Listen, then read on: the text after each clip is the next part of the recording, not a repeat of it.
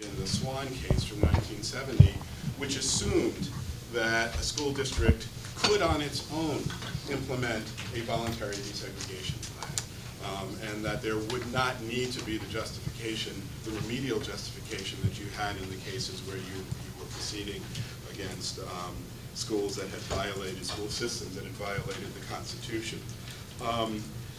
That assumption, of course, was challenged in the 2006 Parents Involved case, which was a challenge to the voluntary school plans in Louisville, Kentucky, and in Seattle. Prior to those cases, there was a lot of apprehension among advocates about what would happen as the Supreme Court reviewed Brigade. And the result of the case was a mixed one. The negative part was the two school districts that I think advocates agreed had implemented careful and thoughtful plans to voluntarily desegregate their schools, had those plans struck down.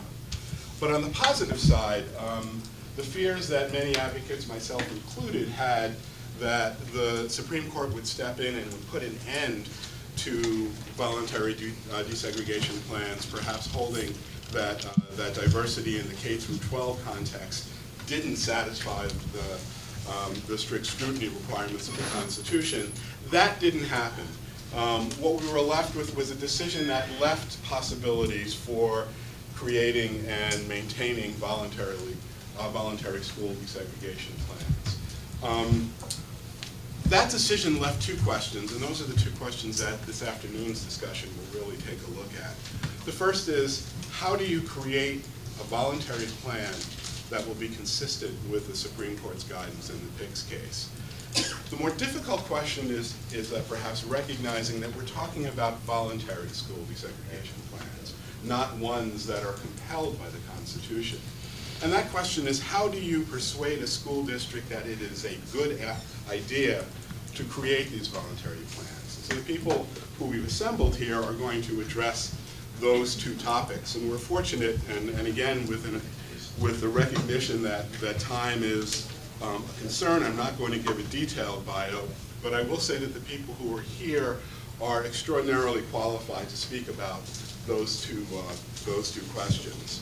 We're first going to hear from Jocelyn Samuels, who's the Principal Deputy Assistant Attorney General for Civil Rights at the Justice Department.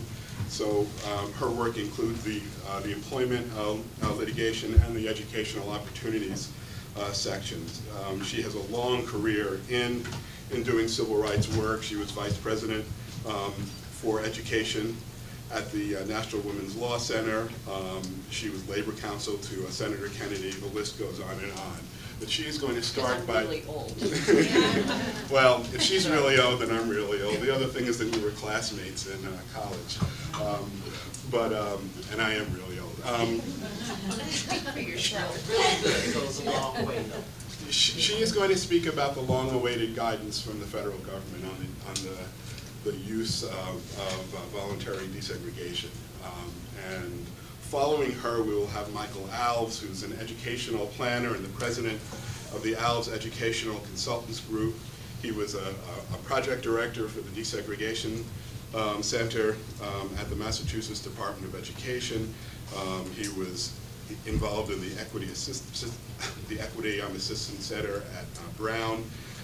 He has a long list of school districts where he has created and monitored desegregation plans throughout the country, and I won't even start to list them. He's been an expert in a number of cases and has co-authored 2 books on controlled choice and student diversity choice in education. And he's going to speak about some of the elements of a desegregation plan that pass muster under the decision, as well as some of the political steps that can be taken to try to persuade school districts that developing these plans are good ideas. Following Mike, Dina Dossett is a director of planning in Jefferson County Public Schools, and for the last 5 years she has wrestled with the problem of how you create effective plans that hopefully will avoid lawsuits. And Dr. Dossett will talk about the on-the-ground experience of creating and implementing these plans. And then finally, John Powell, who's the director of the Haas Diversity Research Institute, and serves as the Robert Haas Chair in Equity and Inclusion at Berkeley. He's the prior executive director of the Kirwan Institute for Race and Ethnicity. Has a whole list of jobs, including director of legal services in Miami. He was the litigation director at my own organization, the ACLU, and he has done extensive research on race and opportunity. He's an international expert on questions of equity and a whole range of social issues. And he is going to put the whole discussion in a larger context, looking at, from a structural racial perspective, the role that education and desegregation plays. Well, thanks, Dennis, and thanks to all of you. I'm really delighted to be here and looking forward to this discussion so that we in the government can learn about good suggestions for things that we can do to help in the desegregation process. Dennis has asked me to talk a little bit about the guidance that we released in December 2011, and I can't do so without giving a shout out to my colleagues from the Department of Education who are in the room, Carolyn Sigling and Sherelle Evans and anybody else. So this is a document that both the Department of Education and the Department of Justice worked on together, and I think as Seth Galanter said this morning, one of the valuable symbolic aspects of it is that it is an indication that the government enforcement agencies are on the same page and are prepared to strongly enforce a real commitment to school diversity and desegregation efforts. One of the things about the guidance that I think is notable is that it demonstrates a real commitment to the benefits of diversity. And again, as Seth said this morning, not simply with regard to enriching classroom discussion and abolishing stereotypes, which are clearly critical components of the Supreme Court's thinking about why diversity is a compelling interest in education, but also because the national interest really depends on having our students educated in an environment where they're exposed to students who come from backgrounds different from theirs, including with regard to race and ethnicity. And that, as the Supreme Court said, schools manifest that paths to leadership are open to all who are eligible to enroll in the nation's public schools.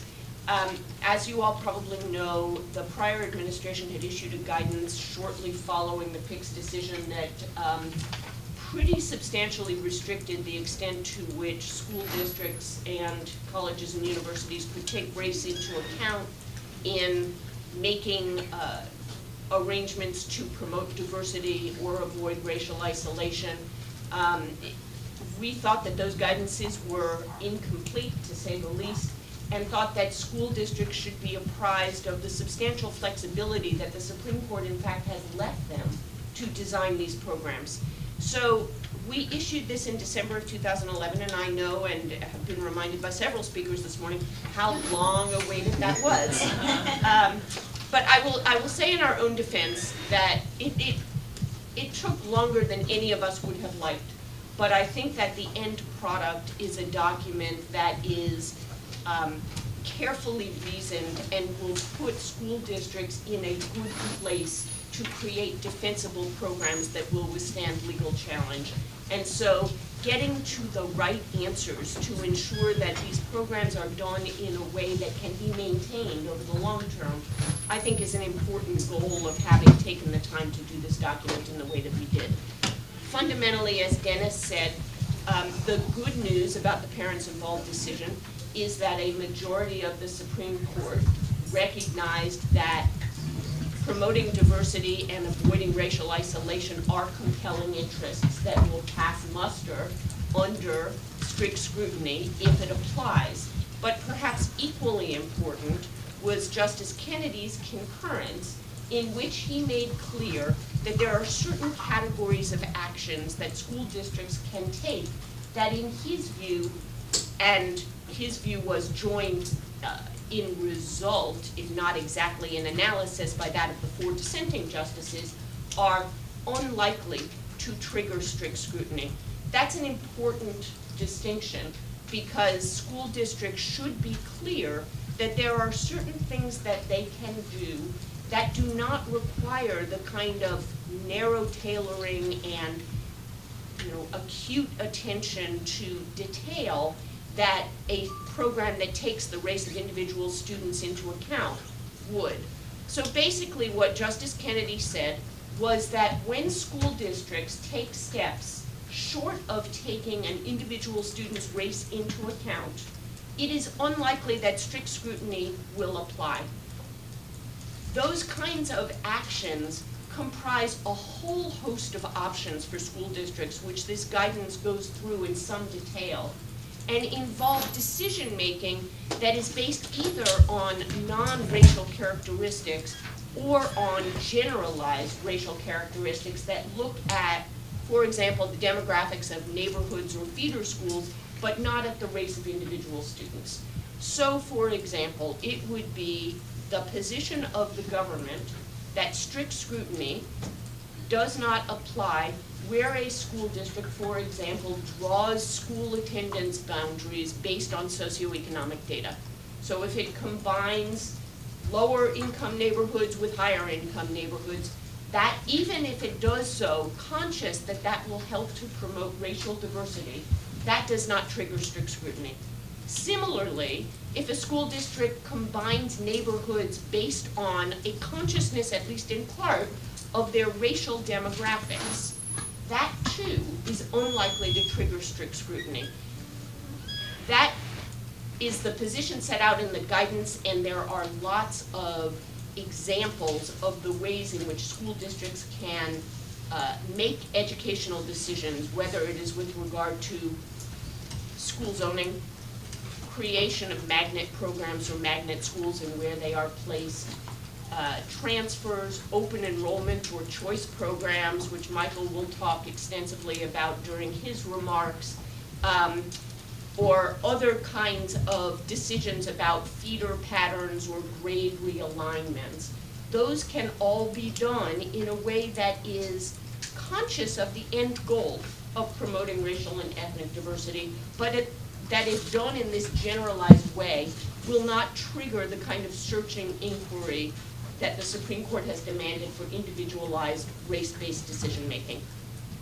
Another, I think, useful aspect of the Kennedy opinion is that he did recognize that there are circumstances in which those kinds of generalized approaches are not going to be sufficient. And under those circumstances, he seems to be willing to countenance that there are occasions when it's appropriate to take the race of individual students into account. Those have to be done exceptionally carefully because it is absolutely clear that strict scrutiny applies then. And so not only does each school need to evaluate its own compelling interest, whether it is increasing diversity or reducing racial isolation, but it also has to ensure that it is adopting a program in a very narrowly tailored way, which means it has to consider race-neutral alternatives first. It has to ensure that there's not an undue burden on the students who are not the targets of the program. It has to consider race in a holistic way as a part of an overall assessment of characteristics that will advance diversity, whether it's socioeconomic status or first in their families to get a high school diploma or region of the city that they come from or musical talent or anything else. And they have to do periodic review to make sure that the programs are still necessary and that their compelling interest still justifies the race-conscious action. That's basically what the guidance says, but we haven't stopped there. As you heard this morning, we filed 2 amicus briefs that address, on the one hand, diversity initiatives in higher education, and on the other, desegregation and diversity plans at the K-12 level. We filed an amicus brief in the Fifth Circuit in the Fisher versus University of Texas case, which defended the right of the university to have a plan that takes an individualized approach to race by considering as part of a holistic assessment of a candidate's qualifications, race and ethnicity. As everybody knows, that case is now pending before the Supreme Court, and we anticipate that argument will be sometime this coming October. We also filed an amicus brief in the Doe versus Lower Merion case in the Third Circuit, which was decided a number of months ago, which involved the Lower Merion School District, which, as you heard, basically assessed the impact on diversity of its plan to assign students to one of two high schools. I have 2 minutes. Okay, I'm going to show that I'm from New York by talking really fast. And in that case, we filed a brief that said, this is the kind of plan that Justice Kennedy had in mind when he talked about generalized race-conscious decision-making to which strict scrutiny does not apply. The Third Circuit agreed and upheld the plan. The plaintiffs in that case have now filed a cert petition, so we'll have to see what the Supreme Court does with that. I'm just going to end by saying one important component of our docket, which shouldn't be forgotten, even though it's somewhat outside the area of voluntary diversity or desegregation initiatives, is our desegregation docket. We have more than 200 cases pending in which we have long-standing decrees, sometimes in conjunction with private plaintiffs who have been represented by some of the people in this room, that I think are very useful vehicles for being able to demand that school districts take affirmative steps to continue to desegregate their schools. Although it is difficult, I think, to bring new desegregation cases under the standards that have existed now for close to 50 years, these pending decrees give us the opportunity to evaluate whether school districts have done enough to dismantle the impact of de jure segregation and to expand that analysis into areas like teacher quality, student assignment, extracurricular activities, and potentially school discipline as well. And so we are taking a very robust approach to using the authority we have to monitor school compliance with these existing decrees to make sure that we can get from them the maximum efforts to integrate schools that are still subject to them. So I'll look forward to any questions that you have. What I'd like to do today briefly is to, again, give the context for the implication of the PICS decision on planning, desegregation planning. Professor Willie and I designed a plan in Seattle, Washington in 1987, before many of you were born. And that was a controlled choice plan. It was race conscious. It's a plan that we took a whole year to put together. And then there was no court involved in that particular case. So over a period of years, school board elections would come and go, superintendent changes. So over time, they began to dismantle this or dismantle that. But the remnants of the race-conscious controlled choice plan was what the Supreme Court ruled unconstitutional in June of 2007. And even prior to that, what I would call, I guess, the right wing or whatever had been after us for years anyway. They came after a plan that we had put together in Boston. And I'm making this point because I think to really understand the PICS decision, the target was choice. The target was using choice to promote racial integration. It wasn't school desegregation per se. Certainly for Justice Kennedy, that's why I think Justice Kennedy said, well, if you want to continue to realign attendance boundaries and so forth, because that usually results in what some people call forced busing, because the assignment is not based on the child's race, it's where you live. But to me, the real target was somehow we got to undermine these magnet schools, or certainly this controlled choice thing where all the schools are going to be integrated, and maybe have them come from Massachusetts and a very political state, and like I say, revenge is one of the major sports, and paranoia. I always felt, why are they coming after us? Because there's no harm, there is no discrimination actually in what we're doing. But I just got a feeling that who knows, maybe it's because the fact that they hijacked school choice. In other words, when we talk about school choice, really began to take some meaning on in the mid-70s with magnet schools. And then in Massachusetts, we said, why can't every school be magnet? And we put together control choice. And because prior to that, there was freedom of choice, which was a way to dodge the Brown decision, or open enrollment up in the north.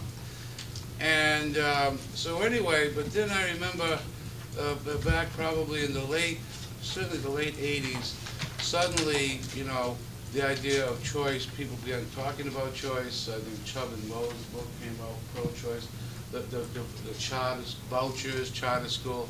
So to me, I just think that probably along the way, someone figured that as we begin to really promote, especially the charter schools, that it'd be nice to be able to somehow throw a monkey wrench into using choice to promote racial equity.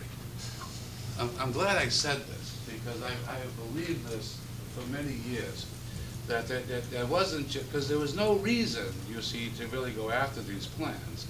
And some of these lawsuits were kind of weird where they had one plaintiff. But anyway, but now what can we do in light of the Picks decision? Sam was absolutely right. There's a lot you can do, but you got to understand it's a different ballgame.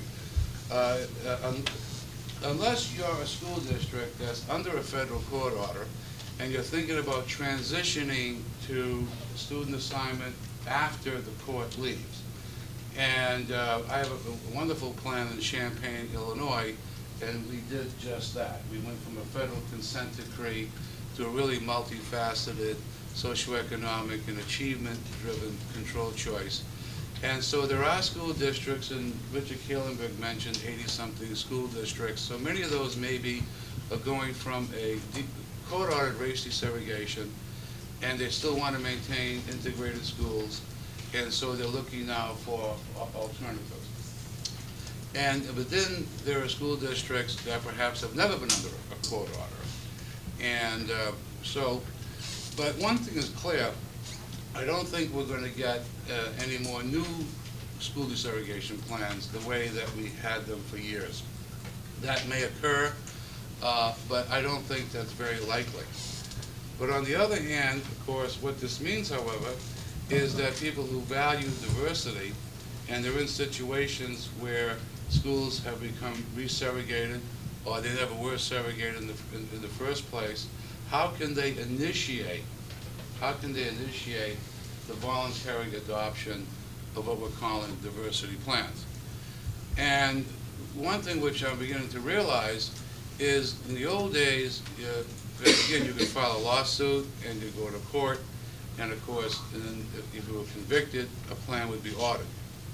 All right. Well, if that's not really an option anymore in terms of how we can initiate, then how can we do it?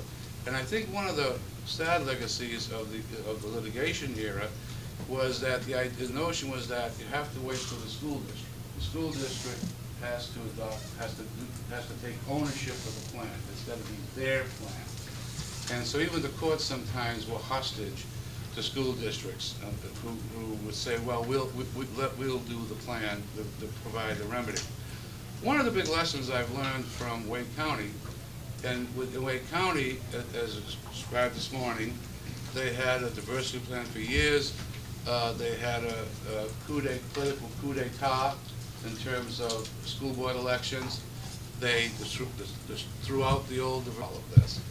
And that was another big reason why the chamber wanted us to get involved with Wake, because with 147,000 students, it's a geographically large system.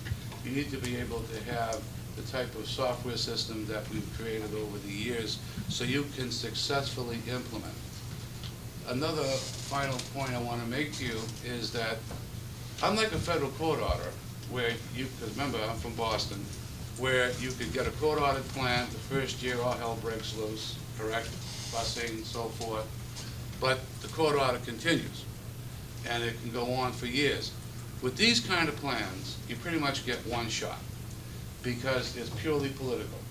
And so when you're attempting to put together one of these non-court ordered diversity plans, you have to really go, you have to absolutely be sure in terms that the plan you're designing is a viable plan. Like with our software, you can simulate the implementation of the plan before you actually do it for real or even have anyone, the board, adopt it. But it's so critical that that first year, you have to make sure that the plan is well implemented. Because again, it's political. People who don't like it are going to just wait for anything to happen so that they can attack it. And so, while these new kind of plans, you can be more flexible. You can we have achievement diversity in these plans.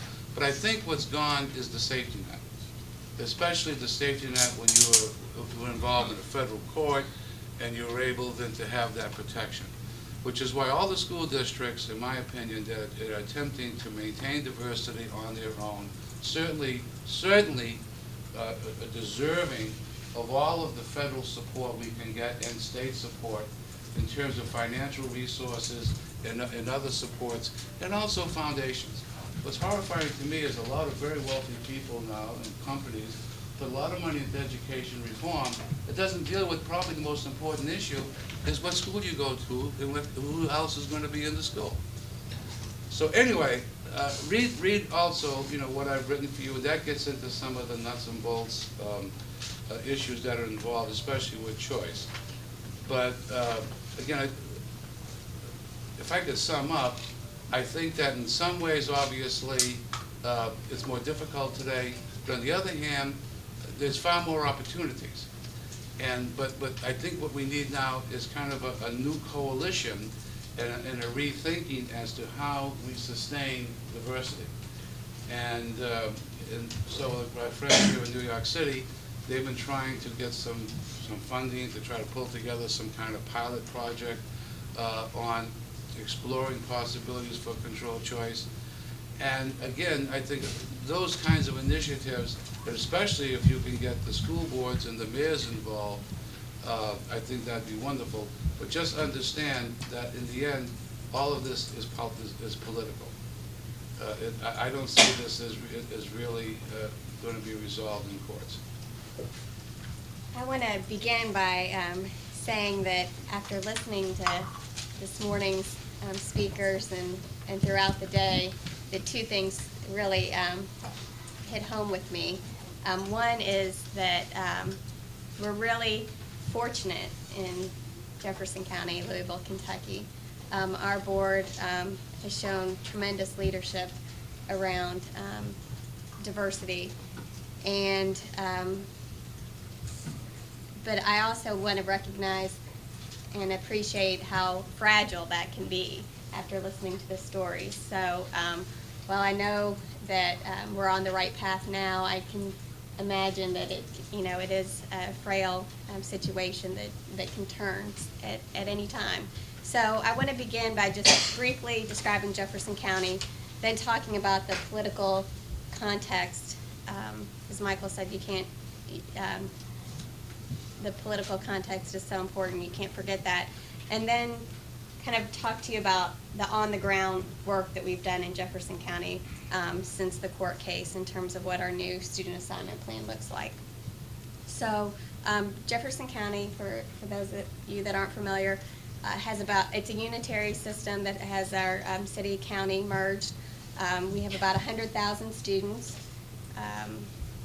about 155 schools, 56% of our student population is white, 36% is African American, and about 8% other minorities.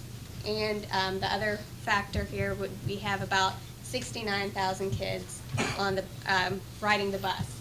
So, and that's a lot of kids on the bus.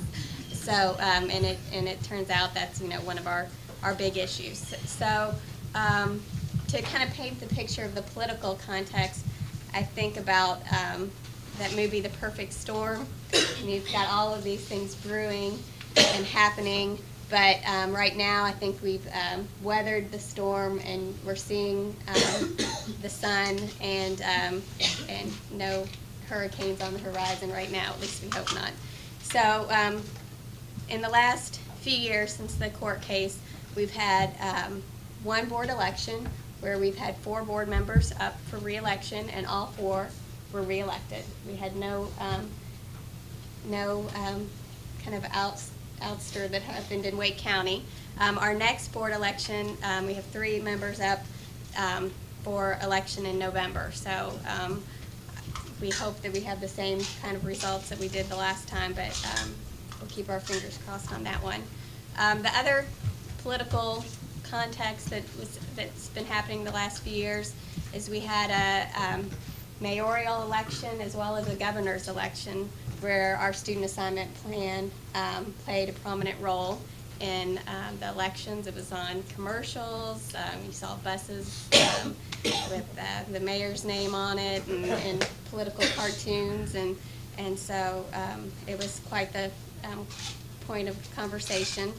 We've had legislation that's been proposed in our state around a neighborhood school bill as well as a charter school bill.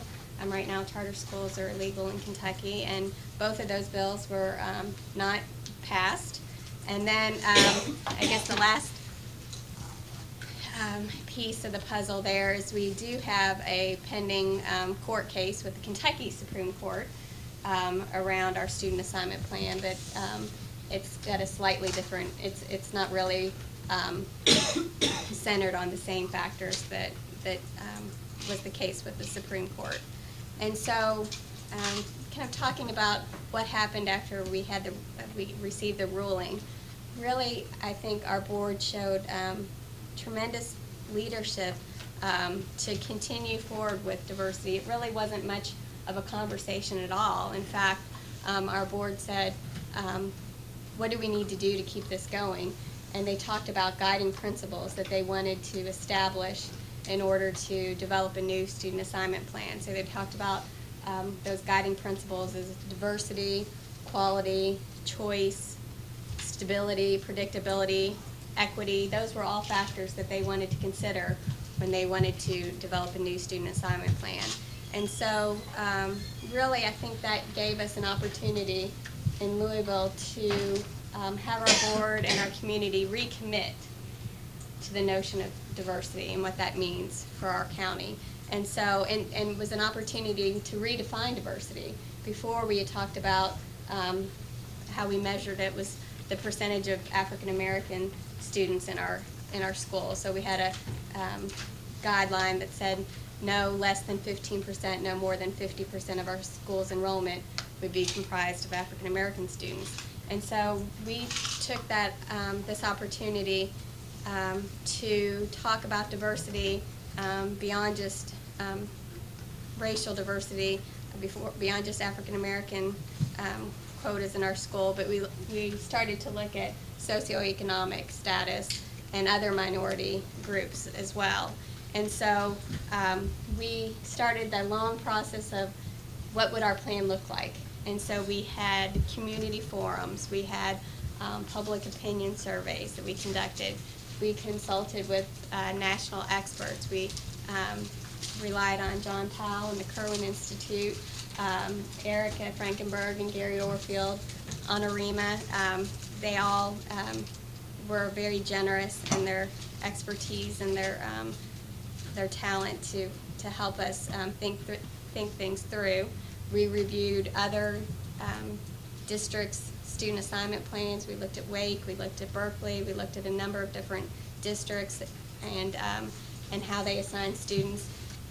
And in the end, with our first attempt, I guess we're on version 2.0, or I don't know, I guess you would consider it version 2 now, but our first attempt, we wanted to make sure that we had a multiple criteria plan, that it wasn't just about the percentage of African American students in our buildings anymore.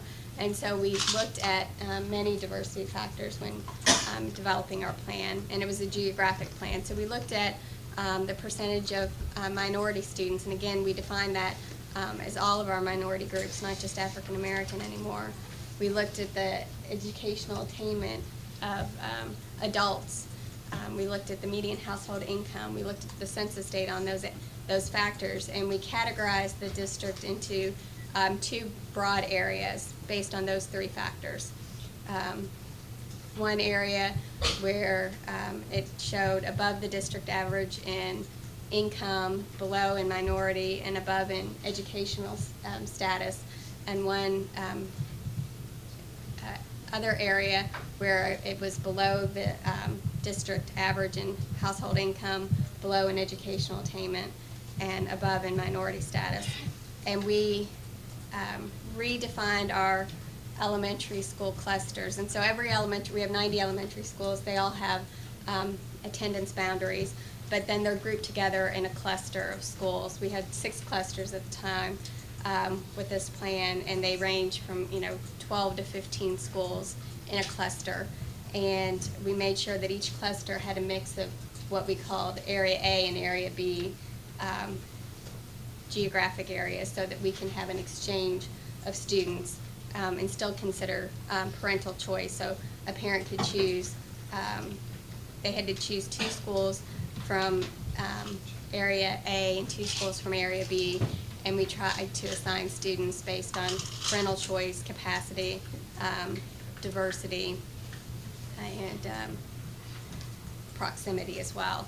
So we developed a guideline that was similar to our 1550 rule with our African American. We said 15 to 50% of our students had to be from one area, geographic area A. And we implemented that for about a year. We ran into some logistical issues with our busing. We also implemented, I think, an insane number of new magnets, 25 magnets, to help promote choice. And we realized that some things weren't working well for us. So we asked Gary Orfield and Erica Frankenberg to help us review what we had done so far.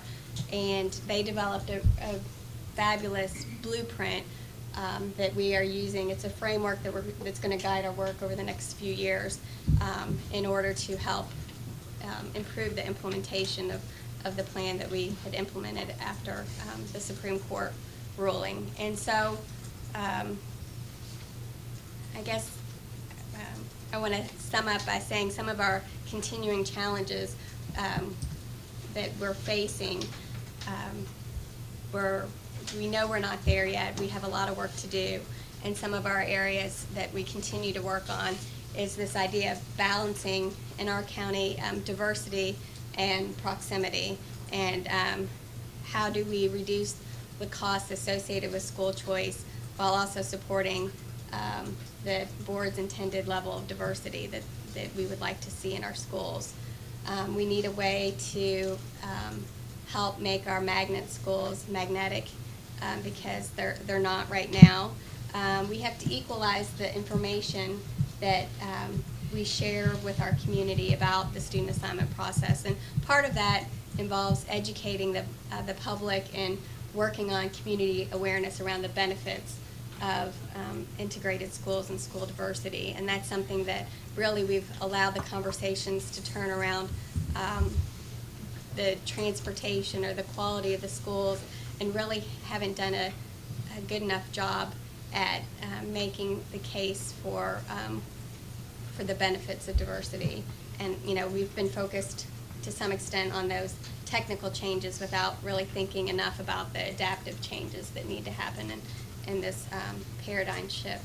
And then the other piece that we haven't done a good enough job at, but that we can need to continue to work on is taking on those residential housing patterns, and how we can work with the Housing Authority and the Planning and Zoning Commission in order to reach the best interest of all of our students and families.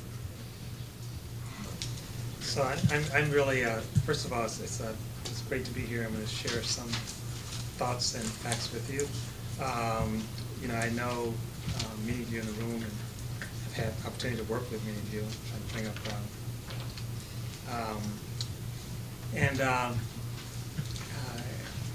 you know, I think that in a sense, this group, this convening is really important in terms of trying to put a break in what's an incredible tidal wave sweeping the country. And so I just want to share with you first some depressing news, which you already know, but just, you know, in case you didn't know, in case you don't feel bad enough. You heard today that there are 80-something school districts around the country that's using SES to voluntarily desegregate. There are about 8 metropolitan school districts that are engaged in desegregation plans voluntarily, Jefferson County being one, one in Milwaukee, and so, anyway, it's 8. And you heard that the Justice Department still has about 200 deseg cases on its docket. Now, to put this in context, there are about 16,000 school districts. So 80, 16,000. And we're trying to hold on to those 80 or those 8. I mean, it's I talked to Myron yesterday or yesterday, and he talked about going out to Eden Prairie to testify about trying to draw municipal boundaries and literally being chased across the parking lot, being shouted down, not being able to talk, and then being chased across the parking lot by 2 angry men. And he said Myron was a legislator in Minneapolis many times, so he's been in a lot of fights. And he said it was nothing, he has never seen anything like this. And this is Minnesota. Well, we know about Minnesota. Yeah. We used to think about Minnesota. Right. So what I want to suggest is that there's something huge going on. You heard about it in North Carolina in Wake County, a program, fortunately this is turning around, but a program that was largely liked by the parents, by the residents, and yet the Tea Party was able, at least for a minute, to actually disrupt it with a very strategic program aimed at really resegregating schools with very well funded. Roz is here working in Charlotte.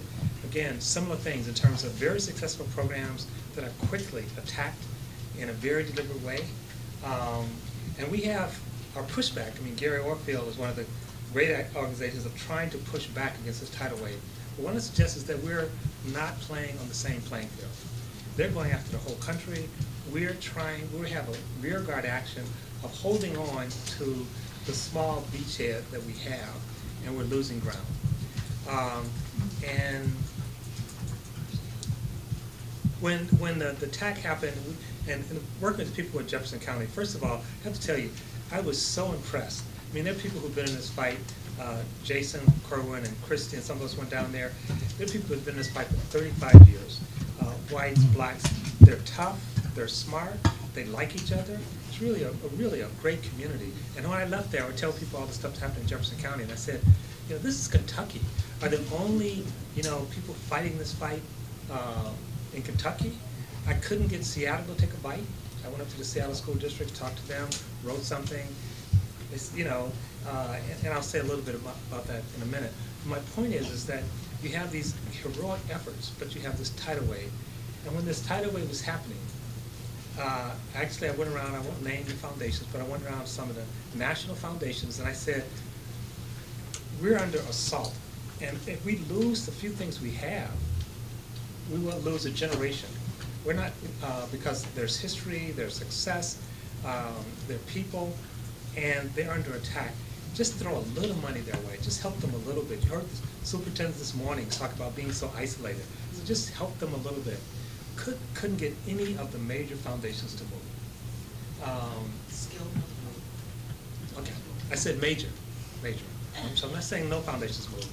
But even some of the foundations, I'm not saying none of the foundations were involved in education, because we know some of the very large foundations are involved in education reform, but not really in the issue of integration, not really in the issue of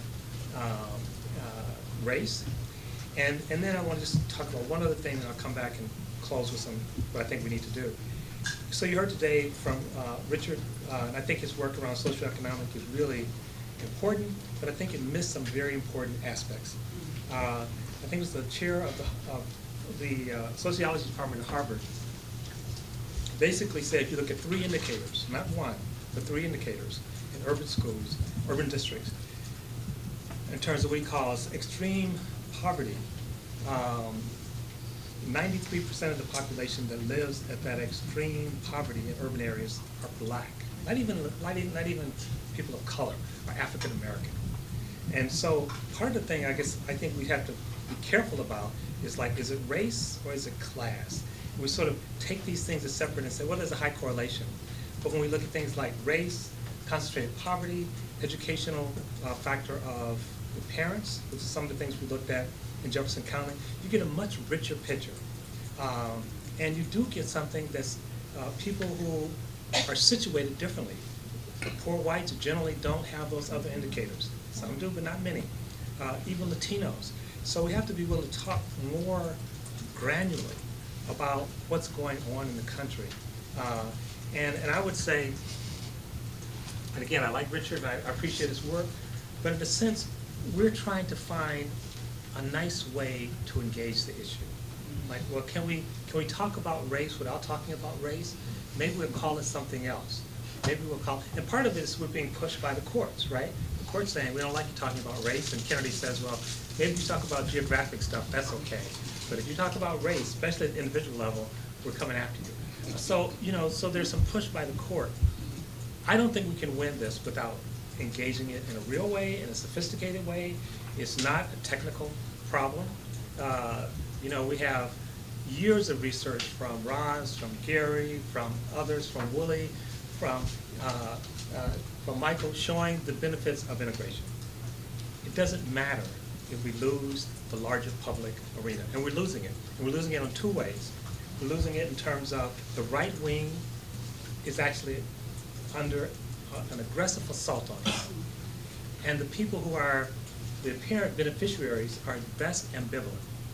And so you literally had NAACP thinking about 4 years ago, maybe it should reject its position on integration. So, and I always say, segregation is not simply segregating people by phenotype, it's segregating people from opportunity. And if you do a rich analysis of how black children and increasingly Latino children are situated, they're not separated by phenotype. It's not saying the light-skinned children and the dark-skinned children don't get to sit next to each other. It's saying we're distributing opportunity through structures, through school boundaries, through funding, in a way that radically isolate low-income children of color, particularly African Americans in urban areas, from opportunity. And so I want to have a richer discussion, and then we have to have a way of talking about it.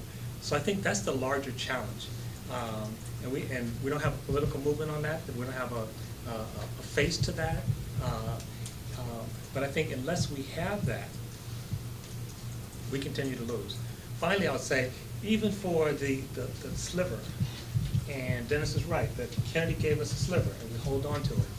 But the sliver is problematic, right? Because what he said was, if you want to do this voluntarily, you can do it. If you want to look at the individual race of the student, as Barbara said, you have to be extremely careful. So he's saying, if you want to do it, you can. If you don't do it right, you get sued and lose. So there's a lack of symmetry.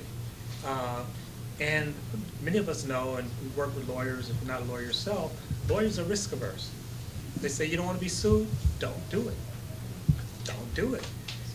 And now you have Berkeley, they say we're going to do it anyway, and we'll be sued and we'll win, that's fine. There are not many school districts that are going to say that.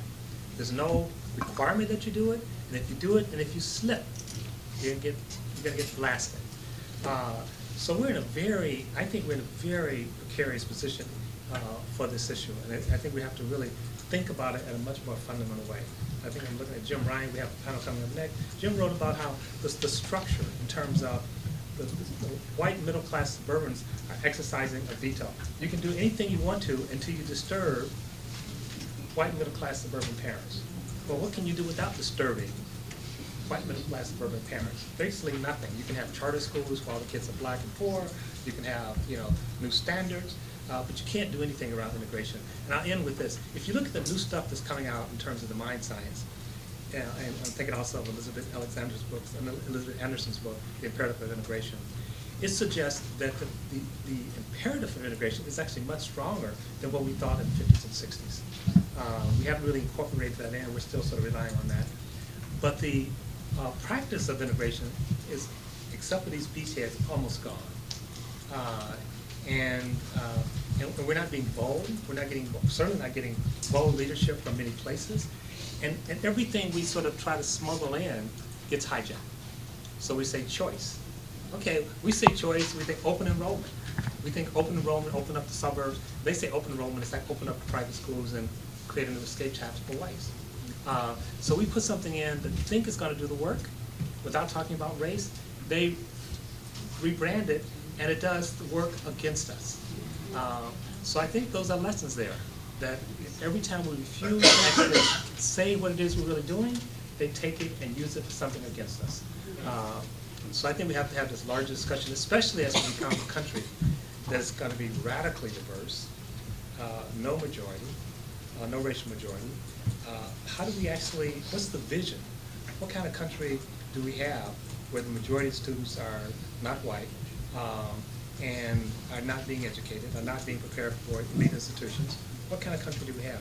I'll end with this. There's a book called The Race Between Technology and Education. And it's basically, the basic thrust of the book is that what made the United States a superpower was that in the beginning of the 20th century, the United States was the first major country that started educating women.